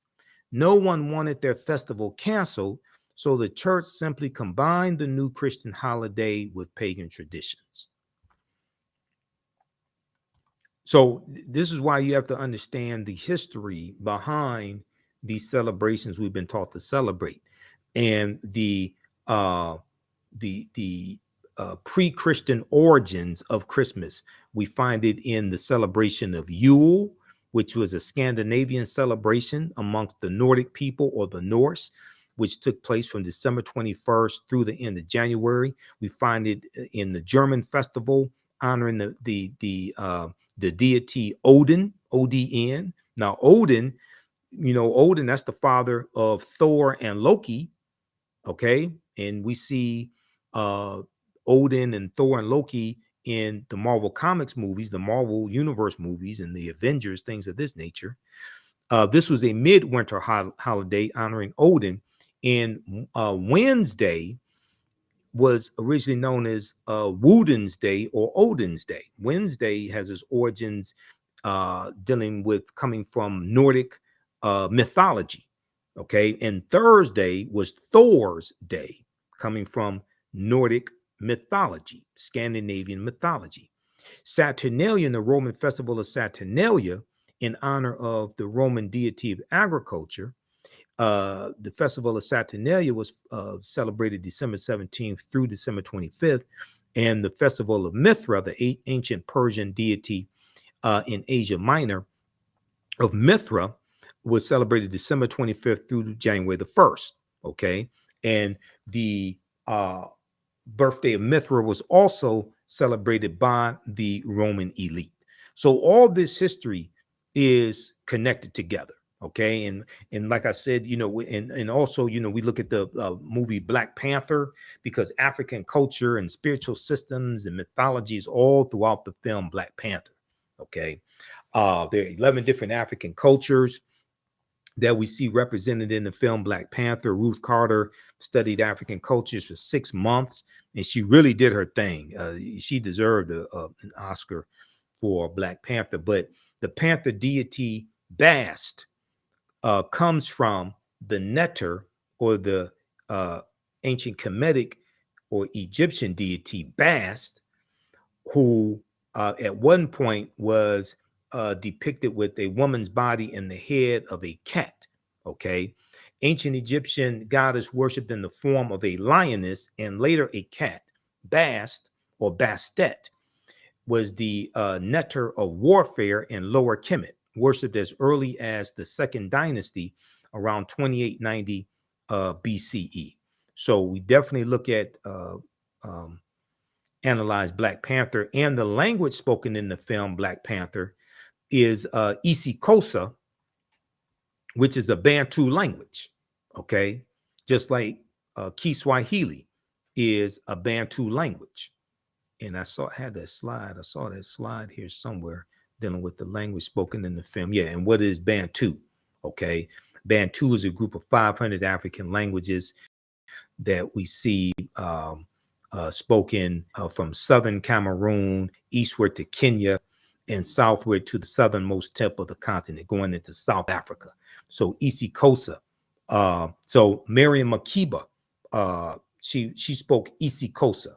Okay, the South African singer Miriam Makeba, she spoke isiXhosa. So when she was on the Cosby Show, she was teaching the children Xhosa words. Okay, and she had in the Xhosa language, they have the click sounds in the Xhosa language. We also deal with the fact in the class that Jesse Jackson did not create the term African American. We know the term African American goes back to the earliest recorded usage is 1782 in Philadelphia, Pennsylvania. But in the Ballad of the Bullet, April 3rd, 1964, Malcolm X used the term African Americans. Okay, this is recorded also in the book Malcolm X Speaks. They have the transcript of the speech. He uses the term African Americans. So this is more nonsense, more mythology, more just outright distortion of history that we need to stop spreading. Reverend Jesse Jackson reintroduced the term African American. He did not create the term African American. Okay, so we go through and look at Carthage and Hannibal Barca, the Battle of Cannae, as I said. Christopher Columbus is extremely important to understand, because Columbus, we see the expansion of the transatlantic slave trade under Christopher Columbus and where he goes. And we know that he set sail August 3rd, 1492. Later in the same year, that the Moors lose control of their last stronghold, Granada, January 2nd, 1492. Okay. So all of that is related. And Columbus never comes to the land we call the United States of America. The closest he comes here is Cuba, which is about 90 miles away. He's in the Caribbean. He's in Central America, South America. He never comes to the land that we call the United States of America. We also discuss Queen Cleopatra VII, coming from Jada Pinkett Smith's documentary African Queens, as well as Queen Nzinga, in Nzinga fighting against the Portuguese. Okay, because all that's important to understand. In these documentaries from Jada Pinkett Smith that are on Netflix have brought a lot of this history into the mainstream and into the conversation, and they've worked to educate a lot of people also. Now, here is a excerpt of an interview dealing with the Woman King that I did with one of my teachers, Professor James Small. And here we talk about the Arab enslavement of African people that began in 652 AD after they conquered Egypt in 642 AD. And we deal with what happened to the Black ancient Egyptians.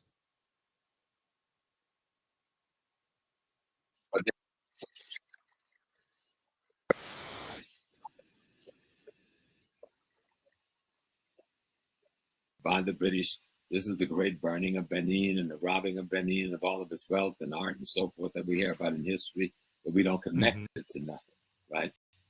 But there's a greater Yoruba war going on between the people, and these boundaries called Nigeria, they're not there then, okay? Right. They're greater boundaries. People have other kinds of kingdom designs, and there's conflicts between some of these kingdoms, mostly around trade, okay? But you got something else happening at the same time.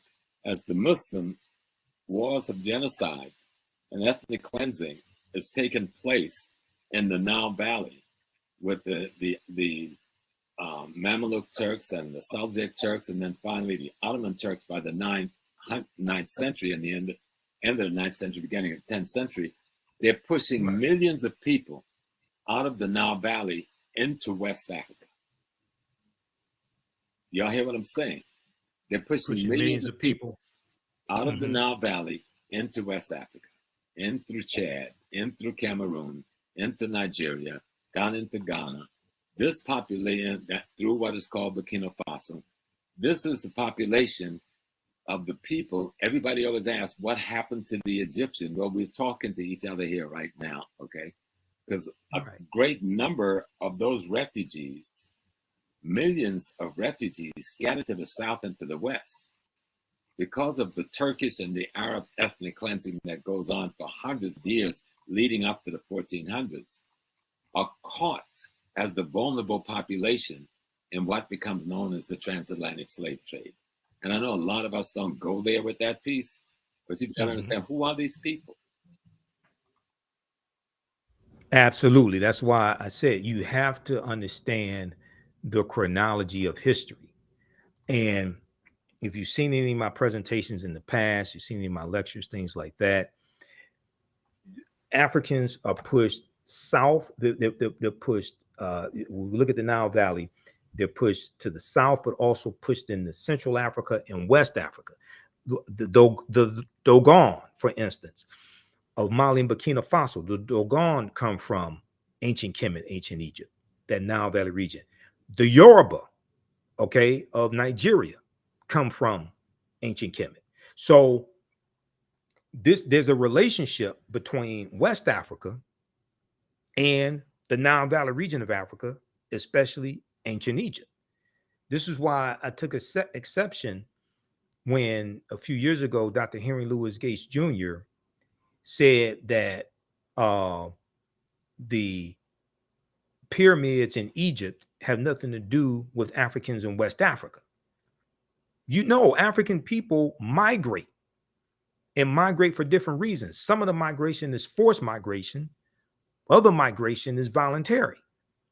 But to say that the Africans in the Nile Valley region of Africa have nothing to do with Africans in West Africa is ridiculous. Okay. Now, there was a Tony Browder sent me the video of this brother here, Dexter Caffey, who was interviewed, who talks about how he was blown away that he is related to Ramses III or Seti II, okay, a pharaoh from 4,000 years ago. To be joined by our next guest, Dexter Caffey, the founder of Smart Eye app, who recently learned of an eye-opening discovery of his own ancient past, all thanks to a DNA test. He is joining us now by Zoom from Atlanta. Hello, Dexter. Hello, Emily. How are you? It's so good to see you. Last time was here in Israel. We got to get you back here, but we'll have to settle for Zoom now. You have such an interesting history. Please explain what made you do a DNA test, and then what happened when you found out all of a sudden that you're related to Ramses III. That's a great question, Emily. Well, about a year and a half ago, I traveled to places like Israel, France, and different places like that. And so what happened was people would always ask a normal question, where are you from? And I would say the States, United States. And the people I saw in France would say, no, where are you really from? And I said, the States. That's all I know. And so that question stuck with me for a long time. And I just said, where am I actually from? I mean, I know I'm American, but where my DNA is from? And so I said, well, let me take my DNA test. It was a 23andMe DNA test. And I took the test, and I was shocked when I saw the results. It came back, and it showed that I was actually a direct descendant of the Pharaoh Ramses III. And I knew nothing of the pharaohs. Didn't know much about Egypt, but everything you hear about, Bible stories and things like that. So for me, it was a huge shock, and that's how I found out about it. Wow. So obviously you took it deeper and deeper. You saw all of these synchronicities in looking at images of the pharaoh, how much you and even your brother look like them. And your own company has like an eye logo that looks like the Eye of Horus, unconnected to any of this. So what did this open up for you in terms of your own knowledge and learning about this? I remember I was actually laying in my bed on Christmas Day, 2021, and I was going through my 23andMe DNA test, and that's when I saw that I was connected to the Pharaoh Ramses III. And again, I knew nothing of this situation. And so I looked up a sculpture of the Pharaoh Ramses III, and when I saw the sculpture, I literally screamed. And my wife said, Dexter, what's wrong? I said, this guy from 4,000 years ago, we look just alike. And she said, Dexter, wait a minute. There were no pictures for 4,000 years ago. I said, no, his sculpture was the Pharaoh Ramses III. His sculpture, we look like identical twins. And she said, let me see it. She saw it. She said, oh, my goodness. And then I continued to go over different sculptures, looking online. And I saw the sculpture that looked just like my brother. If you could show that on the screen, it'd be absolutely amazing. But it was, and I looked at the sculpture and I said, this looks just like my brother Joe. And I called my brother Joe and I said, I'm going to send you something. And he said, where'd you get that from? It looks just like me. I said, that's a sculpture of the Pharaoh Ramses III. And he said, oh my God, I said, that's over 4,000 years old and looks identical, just like you. So we were blown away, completely blown away. All right. So more and more of this information is coming out. Okay. And is going to cause a seismic shift in our consciousness. The biggest thing that we have to understand is that even though, yes, the transatlantic slave trade did take place, that is true.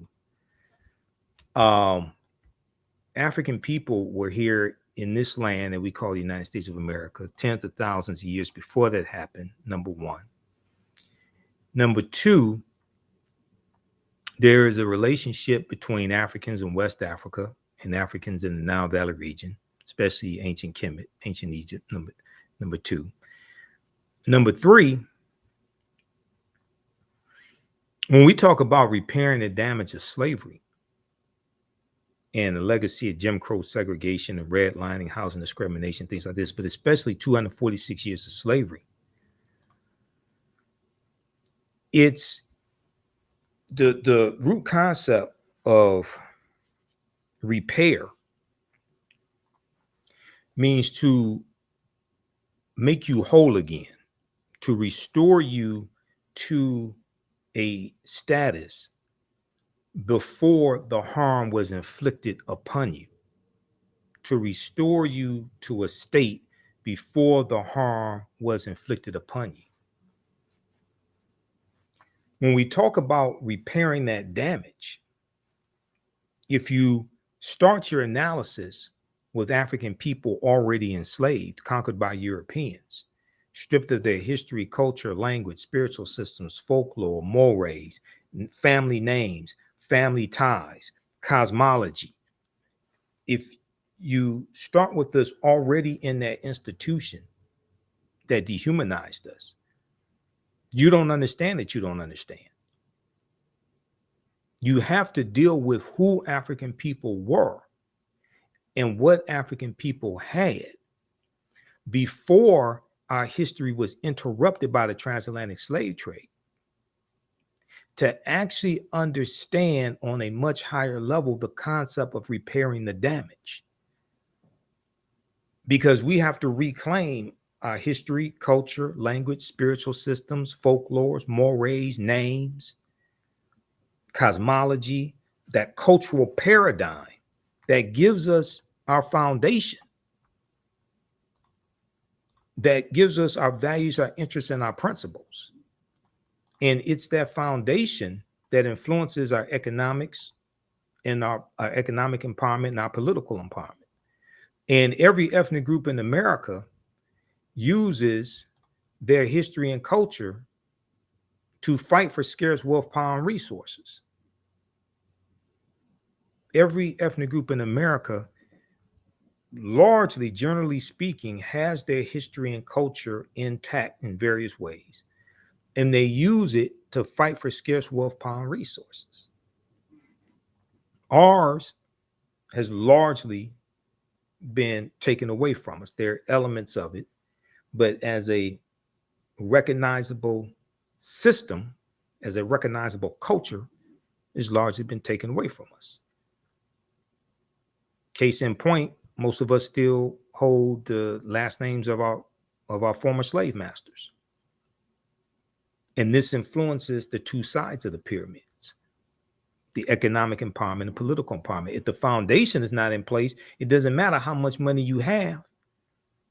You're not going to know what to do with it, and you're going to give it right back. This is why 97% of $1.6 trillion, 97% is spent with people that don't look like us, spent with non-African American people. And this is why I explain to people who just talk about reparations in the form of money and not understanding the history of the laws and policies put in place that have inflicted harm upon African Americans in this country, and don't realize that you have to correct those laws and policies that continue to inflict the harm and maldistribute wealth, power, and resources. Because once you spend the money, those laws and policies are still in place, inflicting harm. The disparities when it comes to health, infant mortality, the fact that our homes are valued at $48,000 less than comparable white homes. So that's $156 billion in lost wealth that African Americans have when it comes to home ownership. The study from the Brookings Institute a few years ago shows that. If we all got $1 million today, white people will have it all back by this time next week. And the only thing you would have done is stimulated their economy. Cash payments can be part of a comprehensive repairing of the damage. But cash payments by no means can be the only form of repairing that damage. Absolutely. You have not properly assessed the damage that was done. All right, so that's going to do it for us today. Visit our website, theafricanhistorynetwork.com. You can register for this full 10-week online course.